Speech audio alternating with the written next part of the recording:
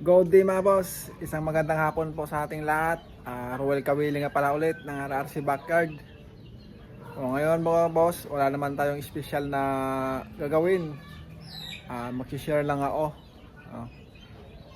Ito pa lang ating mga planting mga boss ay kulang ng 4 na piraso. Ayan, isa, dalawa, tatlo, para sa dulo, ayun. So ayan, 4. Bale, baka mga April mga boss, makakabili na kami ng 4 na piraso. Tapos lalagdagan namin ng buhangin kasi medyo malalim, ayun, baka maglalagay kami ng buhangin dyan.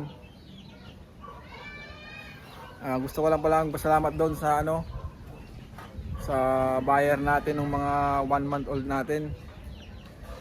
At dahil sa kanya nakakabili ulit tayo ng materials at matatapos na natin tong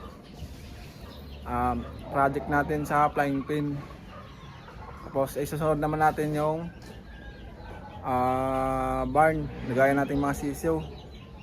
So kahit paunti-unti mga boss, merong pag-unlad sa ating munting manukan. Kahit medyo mahirap, laban lang tayo. So yun lang mga boss, no? At maraming salamat din pala sa walang sawang panonood. At sa mga di pa nakasubscribe dyan, pwedeng subscribe naman sa ating YouTube channel. So yun lang mga boss. At isang good luck sa ating lahat. At good luck din at sipagan lang natin ng konti. Ito pala mga boss na area na to ay ito yung gagawin nating barn o lagayan natin ng sisiw. Matagal na naming plano to, pero hindi pa umpisahan kasi alam nyo na, kulang tayo sa budget. At tatapusin lang namin tong flying pin namin na project. Tapos isusunod na namin to. Bali, ang plano namin mga boss ay ito ring lumang barn natin ay tatanggalin na natin to. Kasi medyo sagabal siya at medyo masikip sa ating area para lumuwag-lumag naman konti. Kasi kung makikita nyo mga boss, nasa gitna siya nakalagay.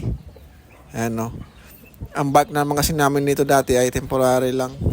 So tatanggalin natin yan pag nagawa na natin yung bago. At dahil meron tayong pangarap mga boss, sipagan pa natin ng konti. So yun lang mga boss, na maraming salamat sa inyong suporta. Maraming salamat. Thank you.